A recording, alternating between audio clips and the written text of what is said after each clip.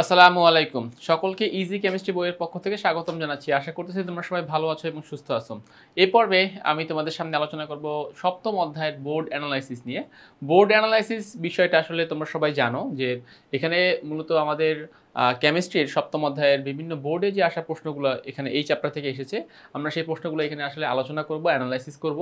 কোন কোন প্রশ্নগুলো বেশি আসে, কোন কোন প্রশ্নগুলো কম আসে, আমাদেরকে কোন দিকে বেশি ফোকাস দিতে হবে, কোনখানে কম ফোকাস দিতে হবে। সো ওভারঅল বোর্ড প্রশ্নের মাধ্যমে আমরা এখানে সেই বিষয়গুলো অ্যানালাইসিস করার চেষ্টা করব। তো চলো আমরা আমাদের দেখি কি কি প্রশ্ন আসে, মানে এসেছে আমাদেরকে এই অধ্যায় থেকে এবং সেগুলো কিভাবে সমাধান করা যায়। আচ্ছা, তো ফার্স্টে দেখো জ্ঞানমূলক প্রশ্ন হিসেবে আমাদের এই অধ্যায় কিন্তু হিউজ। দেখো অনেকগুলো প্রশ্ন এই অধ্যায় থেকে এসেছে, জ্ঞানমূলক প্রশ্ন। সো চ্যাপ্টার 7-এ প্রচুর তথ্যবহুল আমাদের অনেক ইনফরমেশন রয়েছে, তথ্যবহুল অনেক সংজ্ঞা রয়েছে যেগুলো খুব আসার মতো। এখানে বিক্রিয়ার সংজ্ঞা আছে, তারপরে রিজন আছে যে কেন হচ্ছে। সো এই যে বিষয়গুলো থাকে, ছোট ছোট জিনিস, ছোট ছোট ইনফরমেশন, যেগুলো আমাদেরকে জ্ঞানমূলক প্রশ্ন হিসেবে বেশি আসতে পারে, যেগুলো কিনা দেখো তোমরা হিউজ একটা কালেকশন এখানে তোমরা দেখতে পাচ্ছ যে যেই বোর্ডে প্রশ্নগুলো এসেছে। অনুধাবনমূলক প্রশ্নগুলো ঠিক সেম। এখানে আসলে সিম্পল অনেকগুলো ছোট ছোট প্রশ্ন রয়েছে, অনেকগুলো রিজন রয়েছে, যেরকম মৌমাছির কামড় দিলে কেন সেখানে চুন দেই, বর্ষাকালে বাড়ির ছাদ পিচ্ছিল হয়ে গেলে কেন বালু যখন হচ্ছে। এরকম ছোট ছোট অনেক প্রশ্ন আছে যেগুলো আমাদের অনুধাবনের জন্য অনেক বেশি গুরুত্বপূর্ণ। ইভেন এখানে আসলে অনেক বিক্রিয়ার পার্থক্য জানতে চাওয়া হয়, আদ্র বিশ্লেষণ, তারপর পানি শোষণ বিক্রিয়ার পার্থক্য, সংযোজন সংশ্লেষণ বিক্রিয়ার পার্থক্য। এই যে এই টাইপের প্রশ্ন অনেক আসে এখান থেকে। সো সেই হিসেবে অনুধাবনমূলক প্রশ্নের কালেকশনে হিউজ। আচ্ছা, আমাদের সপ্তম অধ্যায়ের মূলত গ এবং ঘয়ের আইটেম খুবই লিমিটেড আইটেম। চারটা আইটেম মোটামুটি হবে, এর মধ্যে দুইটা আইটেমই ম্যাক্সিমাম প্রশ্ন কভার করবে। এর মধ্যে একটা দেখো টাইপ 3-তে জারণ মান নির্ণয়। সো এটা খুব বেশি একটা আসে না, এমসিকিউতে বেশি আসে, বাট সিকিউতে খুবই কম আসে, যেটা তোমরা এখানে দেখতে পাচ্ছ যে জারণ মান নির্ণয় সংক্রান্ত প্রশ্ন আমরা কম দেখতে পাচ্ছি। বাট এর পরেরটা রেডক্স বা জারণ বিজারণ বিক্রিয়া, এইটা আবার খুব বেশি আসে। তুমি বলতে পারো যে এইটা হচ্ছে এই অধ্যায়ের হার্ট। হ্যাঁ, তো এই হার্ট আমাদের কি করে, সেন্টার পয়েন্টে থাকে। সো এই প্রশ্নটা আসলে খুব বেশি আসে, এই জন্য এটাকে আসলে খুব গুরুত্ব দিতে হয়। তো আমরা এটাকে খুব দেখবা, এই প্রশ্নগুলো নিয়ে আমরা বেশ কথা বলবো। নন রেডক্স বিক্রিয়া অর্থাৎ জারণ বিজারণ বিক্রিয়া বাদে অন্যান্য যে বিক্রিয়াগুলো আছে, তো সেই বিক্রিয়াগুলো থেকেও প্রশ্ন আসে, তো সেগুলো আমরা এখানে আলোচনা করব। দেন এই অধ্যায়ের সেকেন্ড, যেটা তুমি এটাকে বলতে পারো কি অক্সিজেন, এই অধ্যায়ের অক্সিজেন বলতে পারো, যে এটা লাশ-সাতেলিয়ার নীতি, এটাও বেশ বেশ আসে। এবং আমাদের এই অধ্যায়ের প্রশ্নে লাশ-সাতেলিয়ার নীতি, জারণ বিজারণ বিক্রিয়া, মোটামুটিভাবে এই দুইটা টপিকে পুরো অধ্যায়টাকে কাভার করে ফেলে। তো আমাদের আসলে এই দুইটা অধ্যায়ের প্রতি বেশি ফোকাস থাকবে। আমরা এই দুইটা অধ্যায়ের বোর্ড প্রশ্নগুলো নিয়ে আলোচনা করব, অন্যান্য টপিকগুলো নিয়ে আলোচনা করব। তো চলো তাহলে দেখি আসলে এখান থেকে কিভাবে আমাদের এই প্রশ্নগুলোর অ্যান্সার বের করা যায়। নাম্বার 1, জ্ঞানমূলক প্রশ্ন। তো দেখো, বিক্রিয়া তাপ কি, এটা 2025-এ এসেছে ঢাকা বোর্ডে। বিক্রিয়ার হার কাকে বলে, অনেকবার এসেছে প্রশ্নটা। জারণ সংখ্যা কাকে বলে, উভমুখী বিক্রিয়া কাকে বলে। তো দেখো তোমরা এখানে আসলে বোর্ড প্রশ্নের নমুনাগুলো দেখো যে প্রশ্নগুলো কতটা গুরুত্বপূর্ণ, কতটা গুরুত্ব সহকারে আমাদেরকে এটা কমপ্লিট করতে হবে। আচ্ছা, আমরা যাচ্ছি নেক্সট। দেখো আমরা নেক্সটে যাচ্ছি। একমুখী বিক্রিয়া কাকে বলে, প্রতিস্থাপন বিক্রিয়া কাকে বলে, প্রশমন বিক্রিয়া কি, প্রশমন তাপ কাকে বলে, দহন বিক্রিয়া কাকে বলে, তাপ উৎপাদী বিক্রিয়া কাকে বলে, তাপহারী বিক্রিয়া কি, আচ্ছা সংশ্লেষণ বিক্রিয়া কাকে বলে, জারক কাকে বলে, মুক্ত মৌলের জারণ সংখ্যা কত, নিরপেক্ষ মৌলের জারণ সংখ্যা কত, দহন তাপ কি, পানি যোজন বিক্রিয়া কাকে বলে, সমানুকরণ বিক্রিয়া কাকে বলে, মরিচার সংকেত লিখো, মরিচা কি, রাসায়নিক সাম্যাবস্থা কি, লাশ-সাতেলিয়ার নীতি কি। সো এরকম ভাবে আমাদের মোটামুটিভাবে আমরা 22টা প্রশ্ন এখানে পেয়েছি, আরো দুই একটা প্রশ্ন থাকতে পারে হয়তোবা, বাট 22টা প্রশ্নই কিন্তু দেখো অনেক অনেক গুরুত্বপূর্ণ, বিভিন্ন বোর্ডে এসেছে এবং প্রশ্নগুলো বারবার এসেছে, একবার না অনেকবার রিপিট হয়েছে, প্রশ্নগুলো রিপিট হয়েছে। তার মানে বুঝতে হবে যে নেক্সট যে 2026-এর তোমরা যারা আছো, তোমাদের বেলায় এটা কি হতে পারে, রিপিট হতে পারে। সো এই জন্য আমরা এটাকে আসলে অনেক বেশি গুরুত্ব সহকারে দেখব। আচ্ছা, এরপরে আমরা বের করতেছি অনুধাবনমূলক ও সংক্ষিপ্ত প্রশ্ন। আচ্ছা খেয়াল করো, এখানে কি বলেছে যে কেরোসিনের দহন একটি রাসায়নিক পরিবর্তন ব্যাখ্যা করো, ক্যালসিয়াম কার্বনেট এর তাপীয় বিয়োজন একটি তাপহারী বিক্রিয়া ব্যাখ্যা করো, পটাশিয়াম পারম্যাঙ্গানেট যৌগে এমএন এর জারণ সংখ্যা নির্ণয় করো, উভমুখী বিক্রিয়াকে একমুখী বিক্রিয়া করা যায় কি প্রক্রিয়ায়, এটা ব্যাখ্যা করো, যোজনী ও জারণ সংখ্যা এক নয় ব্যাখ্যা করো, তারপরে যোজনী এবং জারণ সংখ্যার মধ্যে পার্থক্য লিখো, প্রশমন বিক্রিয়া নন রেডক্স বিক্রিয়া ব্যাখ্যা করো, সোডিয়াম একটি জারক ব্যাখ্যা করো, সকল সংযোজন বিক্রিয়া সংশ্লেষণ বিক্রিয়া নয় ব্যাখ্যা করো। Fe2+ জারক এবং বিজারক উভয় রূপেই কাজ করে বা উভয় রূপেই ক্রিয়া করে ব্যাখ্যা করো। Magnesium plus copper sulphate is magnesium sulphate plus copper বিক্রিয়াটিতে সালফেট আয়ন দর্শক আয়ন ব্যাখ্যা করো। প্রশমন তাপ ধ্রুবক হয় কেন এবং কখন ব্যাখ্যা করো। আর্দ্র বিশ্লেষণ বা পানি বিশ্লেষণ বিক্রিয়া বলতে কি বোঝো ব্যাখ্যা করো। সমানুকরণ বিক্রিয়া বলতে কি বোঝো ব্যাখ্যা করো। সমানুকরণ বিক্রিয়ায় পরমাণুর পুনর্বিন্যাস ঘটে ব্যাখ্যা করো। পলিমারকরণ বিক্রিয়া বলতে কি বুঝো। আর্দ্র বিশ্লেষণ ও পানি যোজন বিক্রিয়ার মধ্যে পার্থক্য লিখো। C2H6O যৌগটির দুটি সমাণু সম্ভব ব্যাখ্যা করো। অথবা ইথানল ও ডাইমিথাইল ইথার পরস্পরের সমাণু ব্যাখ্যা করো। বাড়ির আঙিনায় পিস্তিল হলে বালু ব্যবহার করা হয় কেন ব্যাখ্যা করো। দেখো এই প্রশ্নগুলো নিয়ে তোমাদের সাথে আমি কথা বলেছিলাম যে হ্যাঁ এই প্রশ্নগুলো আসার মতো বেশ আসে অনুধাবনমূলক হিসেবে। যাচ্ছি আমি নেক্সট প্রশ্নে। পিঁপড়ার কামড়ে ক্ষতস্থানে চুন লাগানো হয় কেন, বেশ কয়েকবার এসেছে প্রশ্নটি। মৌমাছির কামড়ে ক্ষতস্থানে চুন দেওয়া হয় কেন। লোহায় মরিচা ধরা এতে রাসায়নিক উপস্থিতি আছে কি ব্যাখ্যা করো। রাসায়নিক সাম্যাবস্থা একটি গতিময় সাম্যাবস্থা ব্যাখ্যা করো। পিঁপড়ার কামড়ে ক্ষতস্থানে চুন ব্যবহার করলে কোন ধরনের বিক্রিয়া ঘটে সেটা ব্যাখ্যা করতে বলেছে। তো আমাদের এই ছিল অনুধাবনমূলক প্রশ্ন। এবারে আমরা যাব আমাদের সৃজনশীলের জন্য গ অথবা ঘ এর প্রশ্নগুলোতে। দেখো ফার্স্ট জারণ মান নির্ণয়। তাহলে এখানে আমরা দেখতে পাচ্ছি যে দৃশ্যকল্প 2 এ CnH2n+1 CHO একটা অ্যালডিহাইড, এটাকে জারক লঘু সালফিউরিক অ্যাসিড দিয়ে বি পাচ্ছি। বলতেছে উদ্দীপকের 2 নং এ ব্যবহৃত জারক পদার্থ কে বলতো K2Cr2O7 পটাশিয়াম ডাইক্রোমেট। এই জারক পদার্থের কেন্দ্রীয় পরমাণুর জারণ সংখ্যা নির্ণয় করো। কেন্দ্রীয় পরমাণুর জারণ সংখ্যা নির্ণয় করো। আচ্ছা দেন কি বলতেছে দেখো, magnesium oxide plus sulphuric acid is equal two A plus H2O। এ যৌগের সালফারের জারণ সংখ্যা নির্ণয় করো। অর্থাৎ magnesium oxide plus sulphuric acid, তাহলে ম্যাগনেসিয়াম সালফেট প্লাস মানে তাহলে এর হচ্ছে ম্যাগনেসিয়াম সালফেটের মধ্যে অবশ্যই সালফার পরমাণু আছে এবং সেই সালফার পরমাণুর জারণ সংখ্যা নির্ণয় করতে বলেছে। সোডিয়াম প্লাস সালফিউরিক অ্যাসিড, তাহলে X হচ্ছে সোডিয়াম সালফেট। উদ্দীপকের X যৌগে সালফারের জারণ মান নির্ণয় করো। কার্বন ডাই অক্সাইড প্লাস পানি is equal two carbonic acid. বলতেছে 1 নম্বর বিক্রিয়ায় উৎপাদের ক্ষেত্রে কার্বনের জারণ মান নির্ণয় করো। আচ্ছা সোডিয়াম হাইড্রোক্সাইড ফেরাস সালফেট বলতেছে যে 1 ও 2 নং এর মিশ্রণে উৎপন্ন লবণের কেন্দ্রীয় পরমাণু জারণ সংখ্যা অর্থাৎ 1 নং এবং 2 নংকে মিশালে 1 নং এবং 2 নংকে মিশালে যে লবণটা তৈরি হয় সেই লবণের কেন্দ্রীয় পরমাণুর জারণ সংখ্যা নির্ণয় করতে বলেছে। কেন্দ্রীয় পরমাণুর জারণ সংখ্যা নির্ণয় করতে বলেছে। ওকে ফাইন, তাহলে আমরা যাচ্ছি পরবর্তী প্রশ্নে। দেখো রেডক্স এবং জারণ বিজারণ বিক্রিয়া। তো এখানে কি বলছে দেখো যে অ্যালুমিনিয়াম প্লাস অক্সিজেন, মানে আমরা মূলত দেখবে এখন আমাদের রেডক্স বা জারণ বিজারণ বিক্রিয়ার যে আইটেম সেই আইটেমটা প্রশ্নগুলো আসলে কিভাবে থাকে, প্রশ্নগুলো কিভাবে সমাধান করা যায় সেই জিনিসগুলোই মূলত আমরা এখান থেকে দেখার চেষ্টা করব। তো দেখো aluminium plus oxygen is equal two aluminium oxide. উদ্দীপকের 2 নং বিক্রিয়ায় একই সংখ্যক ইলেকট্রন আদান প্রদান হয় বর্ণনা করো। এই যে বিক্রিয়াটা আসলে বলতেছে যে জারক পদার্থ যতগুলো ইলেকট্রন গ্রহণ করে বিজারক পদার্থ ঠিক ততগুলো ইলেকট্রন দান করে, এইটা আসলে আমাকে ব্যাখ্যা করতে বলা হচ্ছে। সিমিলার ওয়েতে hydrogen sulphide plus chlorine is equal two S plus HCl। জারক বিজারিত হয় এবং বিজারক জারিত হয়। উক্তিটি 2 নং বিক্রিয়ার আলোকে ব্যাখ্যা করো। জারক পদার্থ কি ঘটায় বলতো, জারক পদার্থ বিজারণ ঘটায় এবং বিজারক পদার্থ জারণ ঘটায়। সো সেই যে মতবাদটা সেটা আমাকে আসলে মূলত জারণ অর্ধ বিক্রিয়া বিজারণ অর্ধ বিক্রিয়ার মাধ্যমে আমাকে ব্যাখ্যা করতে বলা হচ্ছে। আচ্ছা sulphur plus oxygen is equal two E মানে সালফার ডাইঅক্সাইড। বলতেছে 1 নং বিক্রিয়াটিতে জারণ বিজারণ সংঘটিত হয়েছে ব্যাখ্যা করো। আমাকে ব্যাখ্যা করতে হবে Fe plus copper sulphate is equal two ferrous sulphate plus copper. উদ্দীপকের 1 নং বিক্রিয়াটি জারণ বিজারণ বিক্রিয়া ব্যাখ্যা করো। এই যে বিক্রিয়াটা জারণ বিজারণ বিক্রিয়া ব্যাখ্যা করতে বলা হয়েছে। Sodium plus chlorine is equal two sodium chloride. Redox বিক্রিয়ার ধারণার আলোকে 2 নং বিক্রিয়াটি ব্যাখ্যা করো। রেডক্স বিক্রিয়ার ধারণার আলোকে 2 নং বিক্রিয়াটি আমাকে ব্যাখ্যা করতে বলা হচ্ছে। আচ্ছা দেন কি বলতেছে দেখো hydrogen sulphide plus chlorine is equal two S plus HCl। 1 নং বিক্রিয়ায় জারণ বিজারণ যুগপদ ঘটে। এই যে বিক্রিয়াটায় জারণ বিজারণ যুগপদ ঘটে ব্যাখ্যা করো। Sodium plus oxygen is equal two sodium oxide. 1 নং সমীকরণটি রেডক্স বিক্রিয়া সমীকরণ সহ ব্যাখ্যা করো। এই যে সমীকরণটি এটা রেডক্স বিক্রিয়া, এটা আমাকে সমীকরণ সহ প্রমাণ করতে বলা হয়েছে। আচ্ছা এবার দেখো ferric chloride plus hydrogen sulphide is equal two ferrous chloride HCl plus sulphur. বলছে 1 নং বিক্রিয়াটিতে জারণ বিজারণ যুগপদ ভাবে সংঘটিত হয়। অর্থাৎ এই বিক্রিয়াটিতে আমাকে জারণ বিজারণ যে সংঘটিত হচ্ছে সেটা আমাকে ব্যাখ্যা করতে বলা হয়েছে। Calcium plus nitric acid, calcium nitrate plus hydrogen. 1 নং বিক্রিয়াটিতে জারণ বিজারণ বিক্রিয়া, মানে এই 1 নং বিক্রিয়াতে জারণ বিজারণ বিক্রিয়া সেটা আমাকে ব্যাখ্যা করতে বলা হয়েছে। Sodium plus sulphuric acid is equal two X, তার মানে কি X হচ্ছে সোডিয়াম সালফেট প্লাস হাইড্রোজেন। উদ্দীপকের বিক্রিয়াটিতে বা সমীকরণটিতে জারণ ছাড়া বিজারণ বিক্রিয়া সংঘটিত হয়নি।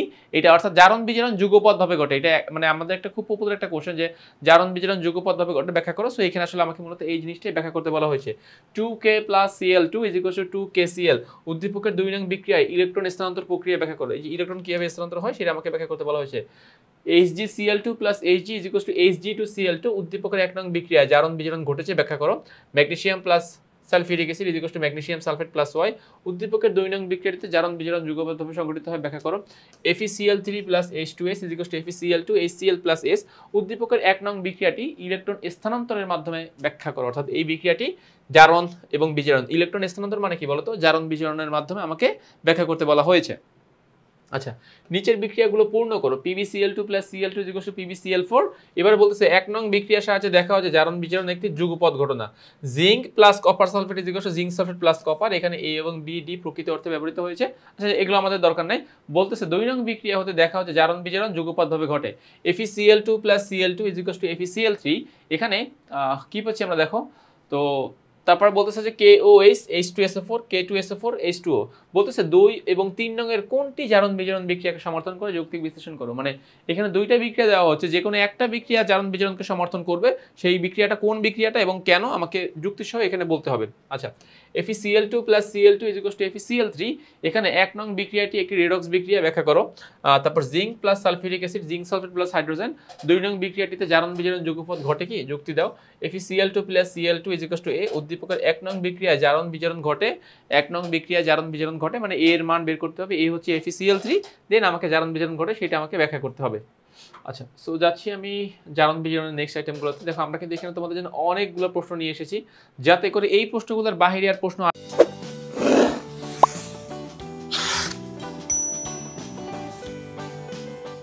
আসবে না। এগুলো আমরা সমস্ত বোর্ড প্রশ্নগুলোকে কালেকশন করেছি, এক জায়গায় করেছি। তো এই প্রশ্নগুলো নিয়ে কথা হবে, এই প্রশ্নগুলো সলভ করা হবে।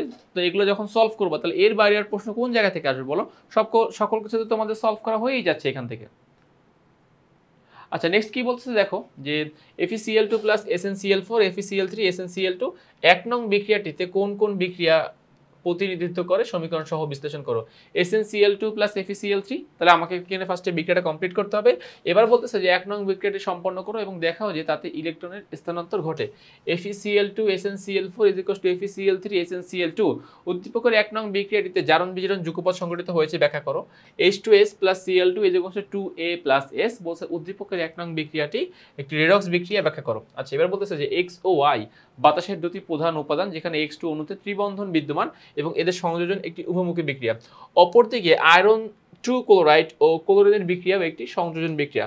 দ্বিতীয় বিক্রিয়াটি একটি রেডক্স বিক্রিয়া ব্যাখ্যা করা। অর্থাৎ দ্বিতীয় যে বিক্রিয়াটা, এই বিক্রিয়াটা রেডক্স বিক্রিয়া, মানে 2 নং বিক্রিয়া, এই যে অপর দিক থেকে শুরু হয়ে যেটা হয়েছে আয়রন 2 ক্লোরাইড এর সংযোজন একটি রেডক্স বিক্রিয়া, এইটার কথা বলা হয়েছে। জিঙ্ক প্লাস লঘু sulphuric acid zinc sulphate plus A 1 নং বিক্রিয়া কিভাবে জারণ ও বিজারণ ঘটে তা বর্ণনা করো। নেক্সট দেখো কি বলছে যে হাইড্রোজেন, ফসফরাস এবং অক্সিজেন আছে, যৌগটির আণবিক ভর 98। উক্ত যৌগের সাথে জিঙ্ক ধাতুর বিক্রিয়া ঘটানো হলো। উদ্দীপকের বিক্রিয়াটি রেডক্স বিক্রিয়া কিনে ব্যাখ্যা করো। মানে ফার্স্টে আমাকে এখান থেকে গতে আমাকে এখান থেকে অবশ্যই আণবিক সংকেতটা বের করতে হবে। আণবিক সংকেত বের করার পর আমরা এটার সাথে জিঙ্কের বিক্রিয়া ঘটাবো। জিঙ্কের বিক্রিয়া ঘটিয়ে দেন এখান থেকে দেখবো যে এটা আসলে জারণ বিজারণ বিক্রিয়া হয় কিনা, এবং সেই বিক্রিয়াটা আমাকে অবশ্যই ব্যাখ্যা করতে হবে। ফাইন, তো আমরা তাহলে এখান থেকে এই মোট 27টা প্রশ্ন, দেখো 27টা জারণ বিজারণ বিক্রিয়া তোমরা সলভ করবা। তো 27টা সলভ করলে আর কি থাকে বলো? তাহলে সকল কিছু আমাদের এখান থেকে ক্লিয়ার হয়েই যাচ্ছে। ফাইন, আমি যাচ্ছি নেক্সট পার্টে। দেখো নন রেডক্স সহ অন্যান্য বিক্রিয়া।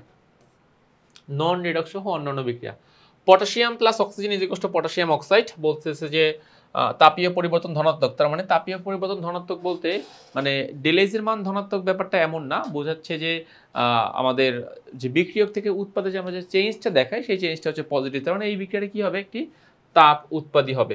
আচ্ছা, যাই হোক, সো আমাকে বলতেছে যে 1 নং বিক্রিয়াটি কোন বিক্রিয়ার অন্তর্ভুক্ত যুক্তি সহ বিশ্লেষণ করবে। এই যে বিক্রিয়াটি কোন কোন ক্যাটাগরির মধ্যে পড়বে। আচ্ছা, তাপীয় পরিবর্তন ধনাত্মক না ঋণাত্মক সেটা নিয়ে আসলে কনসার্ন না, এখানে আমাকে জাস্ট চিন্তা করতে হবে যে অক্সিজেন রয়েছে এখানে বিক্রিয়কে, তার মানে দহন বিক্রিয়ার মধ্যে পড়বে, আবার সংযোজন বিক্রিয়ার মধ্যে পড়বে, আবার সংশ্লেষণ বিক্রিয়ার মধ্যে পড়বে, আবার জারণ বিজারণ বিক্রিয়ার মধ্যে পড়বে। সো এই টাইপের কথাগুলো আমাকে এখানে আলোচনা করতে হবে। Copper chloride sodium hydroxide sodium chloride উদ্দীপকের 1 নং বিক্রিয়াটি কি ধরনের বিক্রিয়া। এই যে বিক্রিয়াটি আমার আছে, এই বিক্রিয়া আসলে কি ধরনের বিক্রিয়া? এই যে দেখো অদক্ষেপণ, উৎপাদের সলিড অবস্থা দেখা যাচ্ছে, কপার হাইড্রোক্সাইডের সলিড অবস্থা, সেটা কি বিক্রিয়া হবে? অদক্ষেপণ বিক্রিয়া। সিলিকন ক্লোরাইড প্লাস পানি is equal to silicon hydroxide plus HCl, silver nitrate potassium chloride silver chloride silver potassium nitrate. 1 ও 2 নং বিক্রিয়ার সাদৃশ্য বৈসাদৃশ্য ব্যাখ্যা করো। একটা হচ্ছে দুইটা বিক্রিয়কে কি আছে, 1 নং বিক্রিয়ায় পানি আছে আর 2 নং বিক্রিয়ায় হচ্ছে অদক্ষেপ পড়তেছে। সো একটা হচ্ছে অদক্ষেপণ বিক্রিয়া আর একটা হচ্ছে পানি বিশ্লেষণ বিক্রিয়া। উভয় বিক্রিয়ার সাদৃশ্য, অবশ্য সাদৃশ্য এইটা হয় যে দেখো উভয় বিক্রিয়াই কিন্তু উভয় বিক্রিয়া নন রেডক্স বিক্রিয়া, সেই দিক থেকে আমরা সাদৃশ্য দেখতে পাচ্ছি। তো এইভাবে আমাকে আসলে ব্যাখ্যা করতে হবে। Calcium oxide carbon dioxide calcium carbonate CaF2 calcium fluoride সকল সংশ্লেষণ বিক্রিয়া সংযোজন বিক্রিয়া, কিন্তু সকল সংযোজন বিক্রিয়া সংশ্লেষণ বিক্রিয়া নয়। 2 এবং 3 নম্বরের আলোকে আমাকে ব্যাখ্যা করতে হবে। সো এটা খুবই পপুলার একটা কোশ্চেন যে সংযোজন বিক্রিয়া কি হতে পারে, সংশ্লেষণ বিক্রিয়া সংযোজন হতে পারে, বাট সকল সংযোজন সংশ্লেষণ নয়। এটা আমাকে আসলে এই বিক্রিয়াকে ব্যাখ্যা করতে হবে। আচ্ছা, অ্যালুমিনিয়াম ক্লোরাইড তারপরে হচ্ছে পানি, দেন অ্যালুমিনিয়াম হাইড্রোক্সাইড HCl। তাহলে বলতেছে যে ক্যালসিয়াম ক্লোরাইড পানি, ক্যালসিয়াম ক্লোরাইড 6 অণু পানি। 2 ও 3 নং বিক্রিয়ার ধরন একই হবে কি বিশ্লেষণ করা, অর্থাৎ এই যে বিক্রিয়াটা এটা কি একই রকমের বিক্রিয়া হবে, এটা আসলে আমাকে কি করতে হবে, এখানে ব্যাখ্যা করতে হবে। আচ্ছা, নেক্সটে যাচ্ছে, দেখো nitric acid plus magnesium hydroxide. দেখো nitric acid plus magnesium hydroxide, আচ্ছা ferrous sulphate plus sodium hydroxide. বলতেছে 2 ও 3 নং বিক্রিয়া একই ধরনের কিনা সমীকরণ সহ বিশ্লেষণ করতে। এই দুইটা বিক্রিয়া কি একই রকমের কিনা সমীকরণ সহ বিশ্লেষণ করতে হবে। পি একটি মৌল যার নিউক্লিয়াসে 13টি প্রোটন বিদ্যমান, মানে পি হচ্ছে অ্যালুমিনিয়াম। এবার বলতেছে যে পি এর ক্লোরাইড যৌগ প্লাস পানি is equal to Q plus HCl, তাহলে কিউ হচ্ছে সলিড। তার মানে এখানে কি দুই প্রকার বিক্রিয়াকে সমর্থন করে। ইয়েস, তাহলে পানি যেহেতু আছে তাহলে পানি বিশ্লেষণ বিক্রিয়াকে সমর্থন করে, আবার কিউ এস এর পাশে যেহেতু সলিড উৎপাদের একটা সলিড পাচ্ছে তাহলে এটা অদক্ষেপণ বিক্রিয়াকে সমর্থন করে। কার্বন ডাইঅক্সাইড প্লাস পানি is equal two carbonic acid, nitrogen dioxide oxygen is equal two nitric oxide, nitrogen plus oxygen is equal two nitric oxide. বলতেছে যে 1 এবং 2 নং বিক্রিয়া দুইটির উভয় সংযোজন বিক্রিয়া হলো কেবল একটি সংশ্লেষণ বিক্রিয়া। মানে দেখো এই 2 নং বিক্রিয়াটা কিন্তু সংশ্লেষণ প্লাস সংযোজন, 1 নং বিক্রিয়াটা শুধুমাত্র সংযোজন, সংশ্লেষণ নয়। আচ্ছা, অ্যালুমিনিয়াম ক্লোরাইড প্লাস পানি is equal two X, aluminium hydroxide HCl, calcium chloride 6 অণু পানি, ক্যালসিয়াম ক্লোরাইড 6 অণু পানি। উদ্দীপকের 2 ও 3 নং বিক্রিয়া ভিন্ন প্রকৃতির বিশ্লেষণ করা। দুটো বিক্রিয়া সেম প্রকৃতির না, এটা ব্যাখ্যা করতে বলা হয়েছে। অ্যালুমিনিয়াম ক্লোরাইডকে পানির সাথে মিশ্রিত করা হচ্ছে। উদ্দীপকের 2 নং বিক্রিয়াটি কোন কোন রাসায়নিক বিক্রিয়াকে সমর্থন করে বিশ্লেষণ করো। সো এটা দুইটা বিক্রিয়াকে সমর্থন করবে, একটা হচ্ছে আর্দ্র বিশ্লেষণ, একটা হচ্ছে অদক্ষেপণ। আমরা দুইটা বিক্রিয়াকে সমর্থন করবে এই বিক্রিয়াটি। A+3H2O P প্লাস HCl 1 নং বিক্রিয়ায় একই সাথে অদক্ষেপণ এবং আর্দ্র বিশ্লেষণ ঘটে কিনা যুক্তিসহ বর্ণনা করো। সম্ভবত এ হচ্ছে অ্যালুমিনিয়াম প্লাস পানি, অ্যালুমিনিয়াম হাইড্রোক্সাইড প্লাস HCl। এর সম্পর্কে একটা তথ্য অবশ্যই প্রশ্ন দেওয়া থাকবে যে এর 13টি প্রোটন রয়েছে, অথবা পর্যায় সারণীর গ্রুপ 13 এর দ্বিতীয় পর্যায়ে অবস্থিত, এই টাইপের কোনো একটা ক্লু তোমাকে দেওয়া থাকবে। অ্যালুমিনিয়াম ক্লোরাইড প্লাস পানি A প্লাস B, উদ্দীপকের 2 নং বিক্রিয়াকে অদক্ষেপণ বিক্রিয়া ও পানি বিশ্লেষণ বিক্রিয়া বলা যাবে কিনা তোমার উত্তর সম্পর্কে যুক্তি দাও। ইয়েস, উপরের বিক্রিয়াটা এবং এই বিক্রিয়াটা হয়তোবা সেম টু সেম বিক্রিয়া। আচ্ছা, দেন এই যে দেখো জিঙ্ক সালফেট প্লাস পানি, তারপর হচ্ছে জিঙ্ক সালফেট 7 অণু পানি একসাথে যুক্ত হয়ে গেল। সিলিকন ক্লোরাইড প্লাস পানি, সিলিকন হাইড্রোক্সাইড প্লাস HCl। বলতেছে 2 ও 3 নং বিক্রিয়ায় পানির উপস্থিতি সম্পন্ন হলেও বিক্রিয়া দুটির ধরন একই কি বিশ্লেষণ করো। মানে দুইটা বিক্রিয়ারই বিক্রিয়কে পানি আছে, দুইটা বিক্রিয়ারই বিক্রিয়কে পানি আছে, কিন্তু সেই পানির মানে বিক্রিয়কে পানি থাকলে যে বিক্রিয়া একরকম হয় ব্যাপারটা তা না, এটি আসলে মূলত ব্যাখ্যা করতে বলা হয়েছে। আচ্ছা, বলতেছে যে 26.42 গ্রাম ক্যালসিয়াম হাইড্রোক্সাইড তৈরির লক্ষ্যে 20 গ্রাম চুনের সাথে 5 গ্রাম পানি মেশানো হলো, কিন্তু প্রত্যাশিত উত্তর পাওয়া গেল না।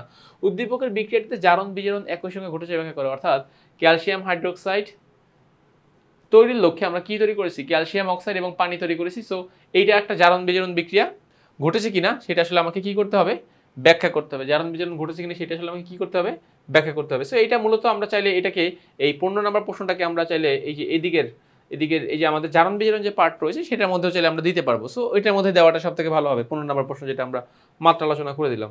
আচ্ছা, তাহলে এটা আমাদের গেল এখান থেকে, খেয়াল করো।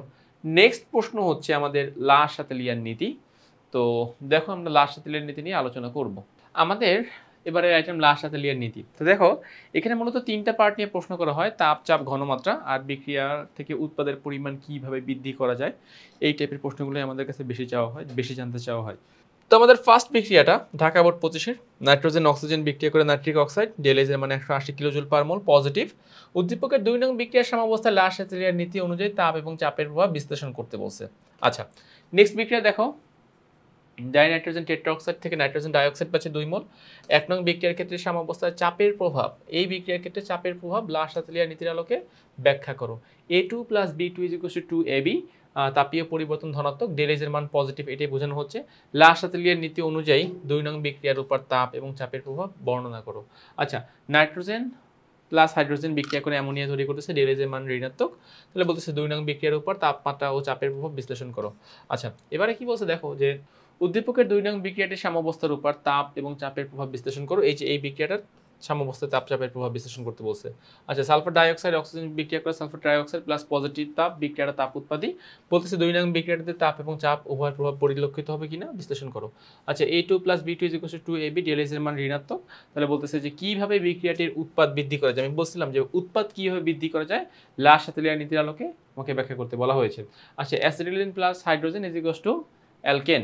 আচ্ছা, এখানে বলতেছে সাম্যাবস্থায় বিক্রিয়াটিতে তাপ এবং সাম্যাবস্থায় বিক্রিয়াটিতে চাপ ও ঘনমাত্রার প্রভাব বিশ্লেষণ করতে বলেছে। উদ্দীপকের 2 নং বিক্রিয়া থেকে উৎপাদ সর্বোচ্চ পাওয়ার ক্ষেত্রে লা শাতেলিয়ার নীতির গুরুত্ব, এই যে এখান থেকে উৎপাদ সর্বোচ্চ পাওয়ার ক্ষেত্রে লা শাতেলিয়ার নীতির গুরুত্ব বিশ্লেষণ করতে বলেছেন। নাইট্রোজেন ডাইঅক্সাইড থেকে ডাইনাইট্রোজেন টেট্রাঅক্সাইড 1 নং বিক্রিয়ার সাম্যাবস্থার উপর চাপ এবং ঘনমাত্রার প্রভাব বিশ্লেষণ করো। নাইট্রোজেন হাইড্রোজেন বিক্রিয়া করে অ্যামোনিয়া বানাচ্ছে, ডেল এইচ এর মান ঋণাত্মক, বলতেছে যে 1 নং বিক্রিয়াটির সাম্যাবস্থার উপর তাপ এবং চাপের প্রভাব বিশ্লেষণ করো। সো দেখো আমাদের ম্যাক্সিমাম প্রশ্নেই কিন্তু তাপ এবং চাপ রিলেটেড এখানে জানতে চাওয়া হচ্ছে। সো এই লা শাতেলিয়ার নীতির মূলত তাপ এবং চাপ, বিশেষ করে তাপ এবং চাপ, এই দুইটা প্রশ্ন আমাকে অবশ্যই অনেক ভালোভাবে কমপ্লিট করতে হবে, যেন আমরা এইখান থেকে প্রশ্ন আসলে যেন আমরা অ্যান্সার করতে পারি। আচ্ছা, নেক্সট কি বলছে দেখো যে hydrogen plus nitrogen ammonia, del H আমাকে এখান থেকে সামহাও বের করতে হবে। উদ্দীপকের বিক্রিয়ায় লা শাতেলিয়ার নীতির প্রয়োগ ঘটে কি বিশ্লেষণ করো। তার মানে এখানে দেখো এটা আসলে গ নাম্বারে ডেল এইচ এর মান প্রশ্ন বের করতে বলেছে। সো সেখান থেকে আমরা গ এর মান পাবো, দেন ঘতে আমি আসলে ডিসিশন দেবো যে আসলে কি হবে এখান থেকে। নাইট্রোজেন অক্সিজেন বিক্রিয়া করে নাইট্রিক অক্সাইড, ডেল এইচ এর মান ধনাত্মক, উদ্দীপকের 2 নং বিক্রিয়াটির সাম্যাবস্থায় তাপ ও চাপ ঘনমাত্রার প্রভাব বিশ্লেষণ করো। আচ্ছা, A plus B D, del H হচ্ছে ঋণাত্মক, বলতেছে যে 1 নং বিক্রিয়ার সাম্যাবস্থার উপর তাপ এবং চাপের প্রভাব বিশ্লেষণ করো। আচ্ছা, x2 plus y2 180 kilojoule 2xy, বলতেছে 1 নং বিক্রিয়ার রাসায়নিক সাম্যাবস্থায় তাপমাত্রার প্রভাব, রাসায়নিক সাম্যাবস্থায় তাপমাত্রার প্রভাবটা বিশ্লেষণ করতে বলতেছে। Sulphur dioxide plus oxygen sulphur trioxide, এটা ডেল এইচ এর মানে 180 কিলোজুল, বলতেছে যে 1 নং বিক্রিয়া লা শাতেলিয়ার নীতি অনুযায়ী সম্মুখমুখী ও বিপরীতমুখী বিক্রিয়ায় তাপের প্রভাব বিশ্লেষণ করো। Nitrogen plus hydrogen 2x, del H ঋণাত্মক, বলতেছে যে 1 নং বিক্রিয়াটির সাম্যাবস্থায় তাপ এবং চাপের প্রভাব ব্যাখ্যা করো। আচ্ছা, N2O5 plus 4NO2 plus O2, লা শাতেলিয়ার নীতি অনুসারে 2 নং বিক্রিয়ায় চাপের প্রভাব, শুধুমাত্র চাপের প্রভাব বিশ্লেষণ করতে বলছে। সালফার ডাইঅক্সাইডের অক্সিজেন থেকে সালফার ট্রাইঅক্সাইড, বলতেছে যে 2 নং বিক্রিয়া কিভাবে অধিক পরিমাণ উৎপাদ পাওয়া যায়। বলছিলাম যে অধিক পরিমাণ উৎপাদ কিভাবে পাওয়া যায়, এই টাইপের প্রশ্ন আসলে খুব বেশি আসতে পারে, মানে একই প্রশ্ন কিভাবে অধিক উৎপাদ পাওয়া যায় আর লা শাতেলিয়ার নীতির প্রভাবটা ব্যাখ্যা করা যায় কিভাবে, একই টাইপের প্রশ্ন। সো সেগুলো আমাদেরকে জানতে হবে। PCl5 প্লাস তাপ PCl3 প্লাস Cl2, এটা তাপ হারি বিক্রিয়া, কারণ তাপ বাম পাশে আছে। তাহলে Cl এর উৎপাদন বাড়াতে কি কি ব্যবস্থা গ্রহণ করতে হবে, মতামত দাও। Ab2 প্লাস B2 2AB3, এখান থেকে 197 কিলোজুল পাচ্ছে। দেখো রাসায়নিক সাম্যাবস্থার উপর তাপ এবং চাপের প্রভাব বিশ্লেষণ করো। আচ্ছা, X ও Y বাতাসের দুটি প্রধান উপাদান, যেখানে X2 অণুতে ত্রিবন্ধন বিদ্যমান এবং এদের সংযোজন একটি বহুমুখী বিক্রিয়া, অপরদিকে Iron 2 ক্লোরাইড ক্লোরিনের বিক্রিয়া একটি সংযোজন বিক্রিয়া। দেন এখান থেকে আমাকে আসলে তাপ এবং চাপের প্রভাব ব্যাখ্যা করতে হবে। N2 plus O2 2NO, del H 180 kilojoule per mole. এখানে বলছে সাম্যাবস্থায় 1 নং বিক্রিয়াটির উপর তাপ হবে, এটা আসলে মিস্টেক হয়েছে, আমরা এটা ঠিক করে দিচ্ছি যে তাপ ও চাপের প্রভাব বিশ্লেষণ করতে বলা হয়েছে আমাদেরকে, তাপ ও চাপের প্রভাব বিশ্লেষণ করো। সো এই হচ্ছে আমাদের মূলত সপ্তম অধ্যায়ের প্রশ্নসমূহ। আমি আশা করতেছি তোমরা এই প্রশ্নগুলোর ক্রাইটেরিয়া মেকানিজম সেগুলো তোমরা বুঝতে পেরেছো। এই টাইপের প্রশ্ন যদি আমরা প্র্যাকটিস করি, দেখো আমরা লা শাতেলিয়ার নীতির উপরে কিন্তু 23টা বিক্রিয়ার, মানে 23টা আইটেম বিক্রিয়া, ভিন্ন ভিন্ন বিক্রিয়া থেকে 23টা আইটেম আমরা প্র্যাকটিস করেছি, এখানে প্র্যাকটিস করবো আমরা। তো এই প্রশ্নগুলো যদি আমরা প্র্যাকটিস করতে পারি, তাহলে আমাদের আর এই চ্যাপ্টারে কি থাকবে, আমাদের সমস্ত কিছু কি হয়ে যাবে, ক্লিয়ার হয়ে যাবে। তো তোমাদেরকে বোর্ড অ্যানালাইসিসটা একটু ফলো করতে হবে। তোমরা ইজি কেমিস্ট্রি বইয়ের সাথেই থাকো। কেমিস্ট্রিতে এখানে সকল কিছু কিন্তু আমরা খুব সুন্দরভাবে করে দিচ্ছি, সাজিয়ে দিচ্ছি, যাতে করে একজন শিক্ষার্থী প্রপারলি একটা প্রিপারেশন হয়ে যায়। তো তাহলে আজকে এই পর্যন্তই, নতুন কোনো পর্বে আবার তোমাদের সামনে দেখা হবে। ততক্ষণ পর্যন্ত সবাই ভালো থাকো, সুস্থ থাকো, আল্লাহ হাফিজ।